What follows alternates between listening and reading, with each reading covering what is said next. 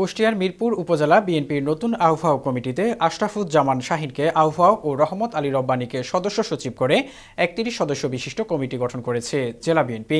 জ্যেষ্ঠ যুগ্ম আহ্বায়ক করা হয়েছে মাহবুব আলমকে। যুগ্ম আহ্বায়ক হিসাবে আফজাল হোসেন, এনামুল হক, বিল্লাল হোসেন, নূরে আল আমিন বুলবুল, খন্দকার মেহেদি হাসান, সুলতান আলী। জ্যেষ্ঠ সদস্য হিসাবে আছেন ওমর ফারুক কুদ্দুস। সাধারণ সদস্য হিসাবে আছেন আরও ২১ জন। বাদ দেওয়া হয়েছে উপজেলা বিএনপির সাবেক সভাপতি আব্দুল হককে। মিরপুর উপজেলা বিএনপির সাবেক সভাপতি আব্দুল হক বলেন, যারা বিগত দিনে স্বৈরাচারী আওয়ামী লীগের সরকারের নেতাদের নির্যাতনের শিকার হয়েছে তাদেরকে কমিটি থেকে বাদ দেওয়া হয়েছে। দলের মধ্যে গ্রুপিং তৈরি হচ্ছে। ভবিষ্যতে পূর্ণাঙ্গ কমিটি না হলে বিএনপি হুমকির মুখে পড়বে। কার এত সাহস যে আমাদের ইউনিয়নে আসে বিএনপির মিটিং করতে আসবে?